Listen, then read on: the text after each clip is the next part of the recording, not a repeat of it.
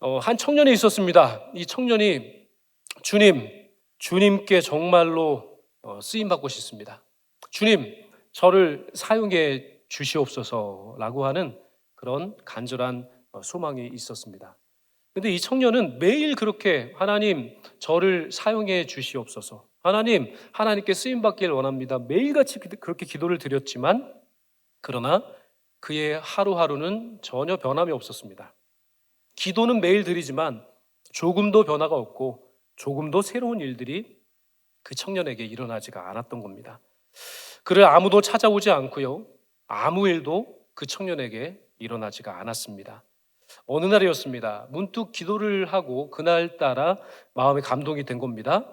그래서 그 청년이 그렇게 바깥 출입을 안 하던 그 청년이 신발을 신었습니다. 그날따라 문득 마음에 감동이 돼서 기도를 드린 후에 신발을 신은 겁니다.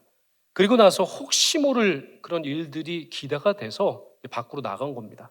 오늘은 내가 가야 할 곳이 있는 날인 것 같고 오늘은 내가 무엇인가 할 수 있는 일이 있을 것 같다는 생각에 신발을 신고 밖으로 나갔습니다. 놀라운 것은 그날 그 청년은 우연히 도움이 필요한 사람을 만나게 되었습니다.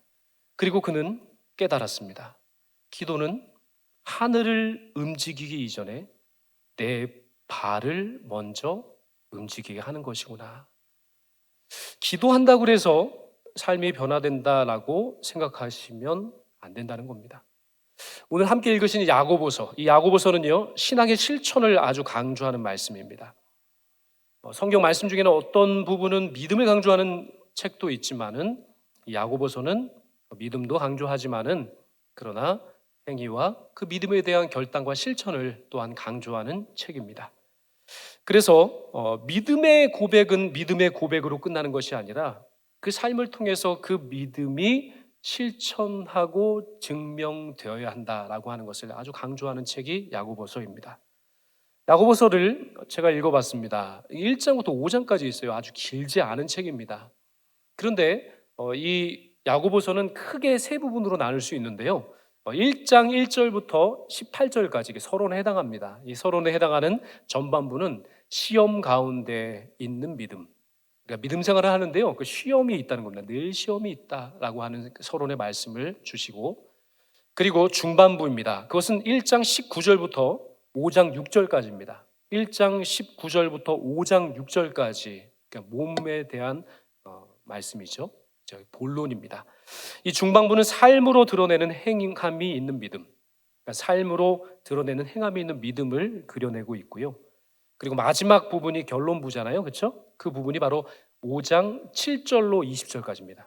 5장 7절로 20절까지가 마지막 결론부인데요. 이 결론부가 바로 오늘 함께 읽으신 본문의 말씀에 해당되어 있는 그런 부분입니다. 내용은 그렇습니다. 고난 가운데 있는 성도가 어떤 태도로 살아가야 할 것인가, 이것을 말씀하십니다. 특별히 오늘은 바로 이 박해와 환난 가운데서 어떻게 기다림과 인내의 시간 속에서 성도가 꼭 붙들어야 될 그런 중요한 부분이 무엇인가라고 하는 것을 가르쳐 주시는데요. 그 두 가지가 있습니다. 고난에 있을 때, 역경이 있을 때, 인내의 어떤 고난의 터널을 만약에 지나고 있다고 하신다면 성도가 끝까지 부여잡아야 할 두 가지를 말씀하시는데요. 그 두 가지가 뭘까요? 두 가지 뭘까요? 오늘 설교 제목이 뭘까요? 네, 기도와 찬송입니다. 그 두 가지가 그거예요. 바로 기도와 찬송입니다. 특별히 오늘 정말 성도가 붙들어야 될 이 기도와 찬송. 그 첫 번째, 오늘 본문 7절 상반절에 보시니까요, 이렇게 말씀하셨어요. 본문 7절 상반절입니다. 그러므로 형제들아, 주께서 강림하시기까지 길이 참으라 말씀하셨습니다. 어떻게 하라고요? 길이 참으라. 참았어요? 또 참으래요? 한숨이 나오는데 또 참으러 가세요? 이겁니다. 참으라는 겁니다. 길이 참으라. 그런데요, 이 야고보서의 서두가 그 야고보서 1장 4절에 나오거든요. 이 1장 4절에 보니까 뭐라고 말씀하셨냐면요, 인내를 온전히 이루라 하셨어요. 서두에서도 인내를 말씀하시더니 이 결론부에 오셔가지고도 똑같이 길이 참으라, 인내하라, 길이 참으라로 그렇게 권면을 하십니다. 왜냐하면 참된 믿음은요, 형편이 좋을 때나 어려울 때나 정말 믿음 없이는 감당할 수 없는 것입니다. 때로는 억울한 일을 당할 때가 있습니다. 부당한 대우를 받을 때가 있습니다. 이해되지 아니하는 고난이 찾아올 수도 있습니다. 그럴 때 길이 참으라, 인내하라 라고 권면하신 이유가 무엇이냐면요, 우리가 잘못하면 성급하게 포기할 수가 있거든요. 그렇게 억울한 일 당하고 부당한 대우 당하고 이해되지 않는 고난이 찾아오게 되면 우리가 너무 쉽게 성급하게 포기하기 때문에 그렇습니다. 길이 참고 조금만 참으면 되는데 그것을 우리가 인내하지 못하고 포기해버릴 때가 너무나 많기 때문입니다. 그렇게 성급하게 포기하지 않고 복수하지 않고 성급하게 포기하거나 성급하게 복수하지 아니하고 온전히 하나님께 맡겨드리고 믿음으로 행동하기 위해서는 인내하고 길이 참아야 하기 때문입니다. 그러나 솔직히 말씀드리면 저희들의 본성은 인내하거나 길이 참는 거하고는 너무 달라도 많이 다릅니다. 저희들은 인내보다는 분노하기가 더 쉽습니다. 인내보다는 분노에 더 가까워요. 우리의 어떤 성정 자체가요. 그리고 기다림보다는 즉각적인 반응을 보이고 싶습니다. 못 참습니다. 견뎌내지를 못하는 것이죠. 기다리는 것이 익숙하지 못하고 인내하는 것이, 참아내는 것이 익숙하지 못하기 때문입니다. 그래서 하나님은 저희들에게 말씀하십니다. 그때에 너희들의 힘으로 버티려 하지 말고 기도하라 말씀하십니다. 그때에 너희들의 생각이나 계획이나 뜻으로 고집으로 그거를 해결하려고 하지 말고 인내하고 길이 참으라. 방법은 기도하는 방법밖에 없다라고 말씀하신 겁니다. 자, 오늘 본문 13절 상반절 말씀을 같이 한번 읽어보도록 하겠습니다. 오늘 본문 13절 마지막 절이잖아요. 본문의 13절의 상반절입니다. 한번 같이 읽어보겠습니다. 시작. 너희 중에 고난 당하는 자가 있느냐? 그는 기도할 것이요. 네, 여기까지만 읽으면 됩니다. 상반절. 네, 앞에만. 네, 앞에만. 네. 그래서 너희는 고난 중에 고난 당하는 자가 있느냐? 그는 기도할 것이요라고 권면하십니다. 야고보는 기도를 지금 권면하고 있잖아요. 고난 당하면 기도하라라고 했잖아요. 만약 야고보 사도가 기도하는 사람이 아니었다면 이게 와닿지 않을 겁니다. 인내하고 참고 길이 견디면서 기도해 본 사람이 아니었다면 이거 안 들려요. 이 권면이 안 들려요. 그런데 지금 이 권면을 길이 참으라, 인내하라, 그러면서 기도하라 라고 말씀하시는 이 야고보 사도는요, 진짜 기도의 사람이었습니다. 진짜 기도의 사람이었어요. 이 전승에 따르면 그는 얼마나 오랫동안 무릎을 꿇고 하나님께 엎드려 기도를 드렸던지 사람들이 그를 일컬어서 낙타 무릎의 사람이라고 했습니다. 낙타 무릎이 어떻게 생겼어요? 어떻게 생겼어요? 안 보셔서 모르세요? 그럼 오늘 가서 한번 검색해서 보세요. 낙타 무릎이요, 거의 굳은살처럼 완전히 그렇게 군살이 무릎에 박혀져 있습니다. 얼마나 무릎을 많이 꿇어요, 낙타가 또. 이 낙타처럼 이 야고보 사도가 무릎으로 하나님께 기도한 나날이 하루 이틀이 아닌 겁니다. 인내하며 기도한 세월이 하루 이틀이 아닌 겁니다. 견디면서 길이 참으며 기도한 세월이 한두 해가 아니라는 말씀입니다. 낙타 무릎이 되어 가면서까지 그는 기도하는 사람이었습니다. 그는 고난 당할 때 그 고난의 해답이 환경이 어떻게 좋아지는 변화라고 하지 않았고요. 바로 고난의 해답은 기도의 자리로 나아가는 것이라고 했습니다. 고난을 해결할 수 있는 방법이 기도의 자리로 나아가는 것이 고난을 해결할 수 있는 정답 해결이라고 그는 말했습니다. 사랑하는 성도 여러분, 저희들의 인생에는 해결되지 않은 수많은 문제들이 있습니다. 관계의 문제도 있고 신앙적인 어려움도 있습니다. 인생의 과정마다 겪게 되는 풀리지 않는 숙제들이 많습니다. 자녀를 양육하는 일이 얼마나 쉽지 않습니까?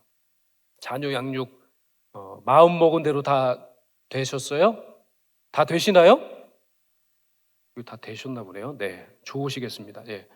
정말로 마음 먹은 대로 다 된다고 한다면야 얼마나 행복하겠습니까? 그러나 자녀 양육 내 마음대로 되지 않는 겁니다. 자녀의 믿음 내 마음대로 잘 되지 않습니다. 자녀의 헌신, 봉사, 섬김 이거 내 마음대로 되지 않습니다. 쉽지 않은 문제입니다. 직장 생활이 얼마나 어려워요. 사회 생활이 얼마나 고단합니까?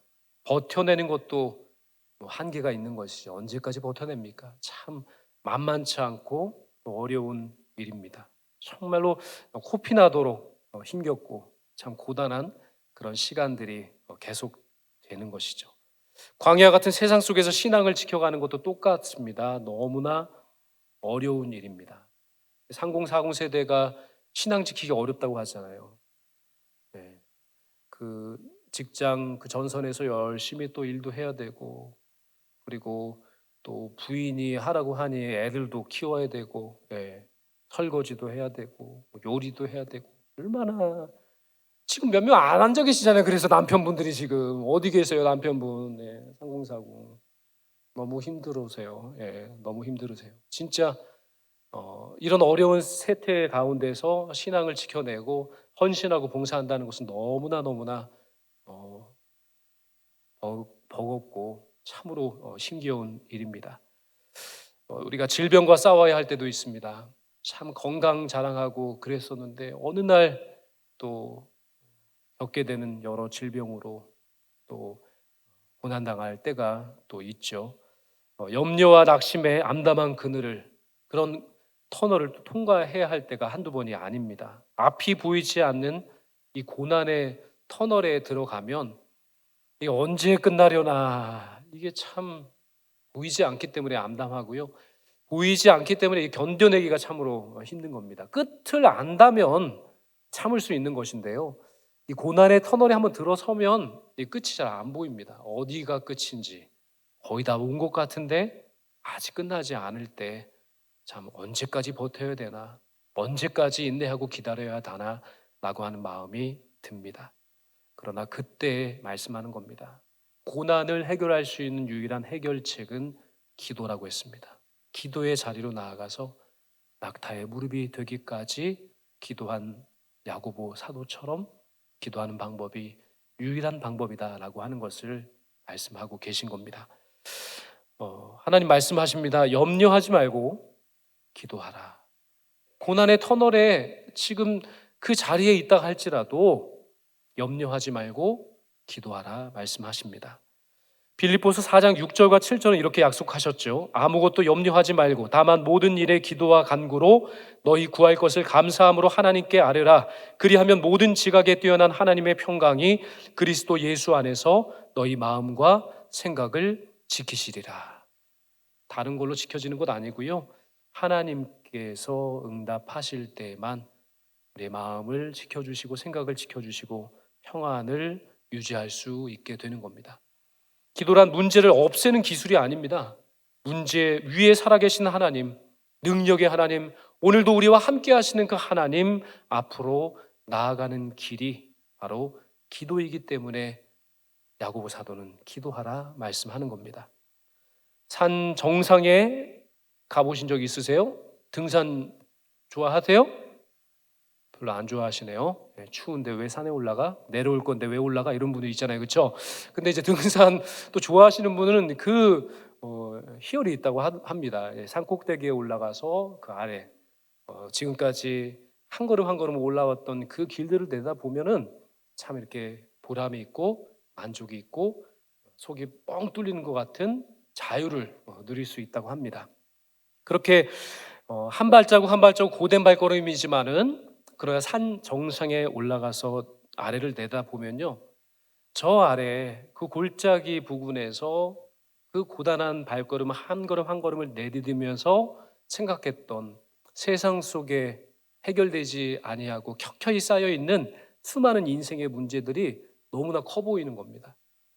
그 골짜기를 지나면서 한 발자국 한 발자국 그렇게 산 정상을 향해 올라갈 때 우리가 세상에서 겪게 되는 수많은 그런 문제들이 얼마나 커 보이는지 모릅니다. 그러나 놀라운 것은 산 정상에서 내려다 보이면 모든 것이 작아 보이는 것처럼 우리가 하나님께 기도하는 것은요, 기도의 자리로 나아가는 것은요, 위에 계신 하나님께 나아가는 겁니다. 마치 산 정상을 향해 오르는 것처럼 기도하는 사람의 그 기도는 하나님을 향해서 이렇게 올라가는 겁니다.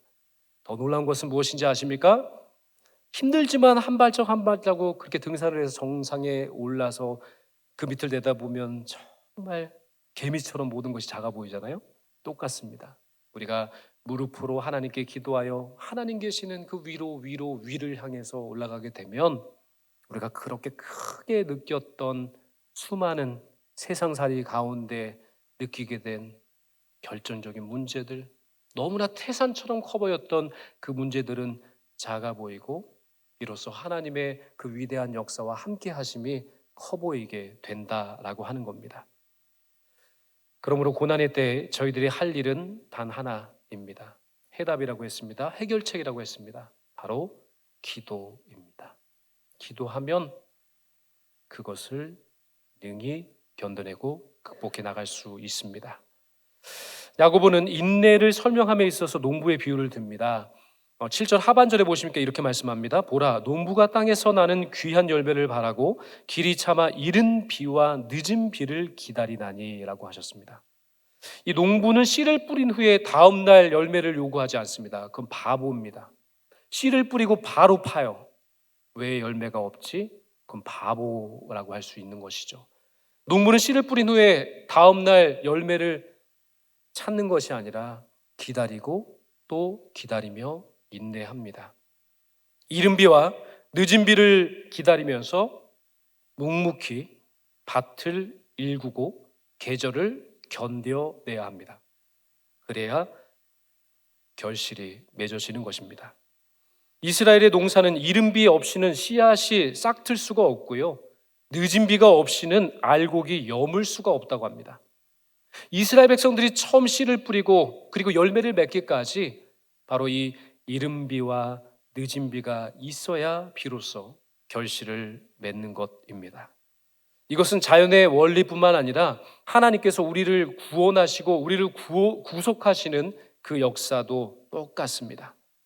이른 비는 바로 이미 오신 예수 그리스도, 초림의 예수 그리스도를 의미하고요, 그리고 늦은 비는 주님의 다시 오심, 재림을 말씀합니다.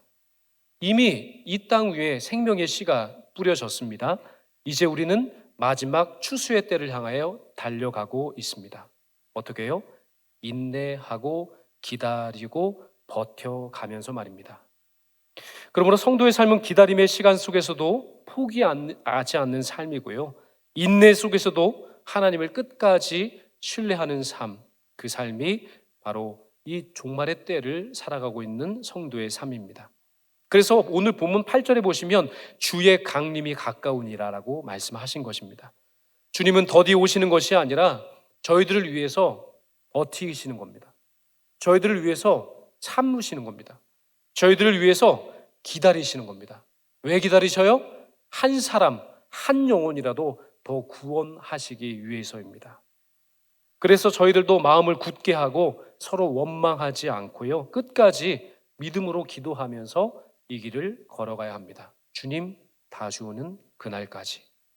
그리고 오늘 본문 13절 하반절은 이렇게 이어집니다. 즐거워하는 자가 있느냐? 그는 찬송할지니라. 즐거워하는 자는 어떻게 하라고요? 찬송하랍니다. 오늘 우리 연합으로 선 찬양대 찬양 은혜가 되셨죠? 많이 은혜가 되셨죠? 찬송은 정말 하나님의 은혜 역사가 나타나는 그런 현장입니다. 우리의 믿음의 고백이 곡조에 실려서 이렇게 하나님께 올려드릴 때 하나님 영광 받으시고 또 찬양하는 찬양 대원들이나 그 찬양을 듣는 우리 모두에게도 하나님께서는 놀라운 은혜를 폭포수와 같이 내려워 주시기 때문입니다.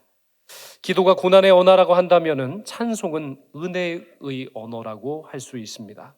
신앙인은 상황이 완벽해서 찬송하는 사람이 아니라 하나님께서 여전히 우리의 삶의 왕이 되시고 하나님께서 우리 삶의 여전히 주인이 되시기 때문에 그 주님을 믿기 때문에 주님을 찬송하고 주님을 사랑하는 사람들이라고 하는 겁니다.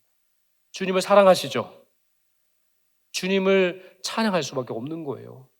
정말 주님을 경배하고 주님을 찬양할 수밖에 없는 삶, 정말 찬양하기 위해 존재하는 우리 삶이라고 할 수 있습니다. 좋으신 하나님,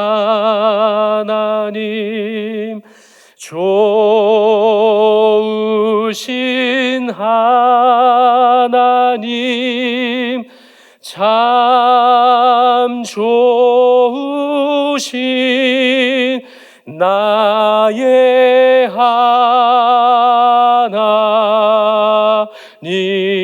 하나님. 얼마나 하나님께서 좋으세요. 우리의 삶을 붙드시고 동행하시고 함께 하시며 그렇게 우리를 보살펴 주시는 좋으신 하나님이 계시니 우리가 어찌 찬양하지 않을 수가 있겠습니까? 시편 기자는 이렇게 고백합니다. 시편 5편 11절입니다. 주께 피하는 모든 사람은 다 기뻐하며 주의 이름을 사랑하는 자들은 주를 즐거워하리이다. 아멘. 찬송은 단순히 감정을 표현하는 것이 아닙니다. 하나님께서 내 삶을 다스리고 계신다는 믿음의 고백이 바로 찬송이고요. 그래서 성도는 눈물 날 때 기도하고요. 기쁨이 있을 때 찬양으로 하나님의 영광을 그렇게 올려드려야 하는 겁니다. 오늘 헌신을 다짐하시는 사랑하는 모든 찬양대원 여러분, 찬양대의 사명은 단지 아름다운 화음을 만들어내는 것으로 끝나는 것이 아닙니다. 여러분의 찬양은 기도 위에 세워진 찬송이어야 했고요. 눈물 흘릴지라도 그 눈물의 기도에서 흘러나오는 그런 인내의 시간 속에서 다듬어진 고백을 통한 하나님 찬양이어야 할 줄로 믿습니다. 고난을 통과하며 얻은 믿음의 노래가 하나님의 마음을 울려 더 깊이 울릴 수 있도록 그렇게 그 마음을 움직일 수 있는 찬양이기 때문에 그렇습니다. 야고보는 오늘 저희들에게 말씀합니다. 고난 당하고 있느냐? 그러면 기도하라. 기쁨을 누리고 있느냐? 그러면 찬송하라 하셨습니다. 이 두 가지 삶 속에서 함께 흐르는 그런 성도의 행복한 삶을 우리 모두가 살아내기를 간절히 소망합니다. 기도는 저희들을 하나님의 품에 꼭 붙들어 매는 확실한 끈이 될 수 있고요. 찬송은 저희들을 다시 일어서게 하는 하나님의 능력의 역사가 됩니다. 인내는 곧 믿음입니다. 기도는 하나님께 맡겨드리는 믿음의 행위입니다. 찬송은 하나님의 주권, 하나님의 살아계심을 인정하는 고백입니다. 고난의 자리에서도 기도하게 하시고 그 기다림의 길에서도 찬송하게 하시는 그 하나님을 영원토록 찬송하시는 그런 찬송의 삶을 살아가시기를 주님의 이름으로 축원드립니다.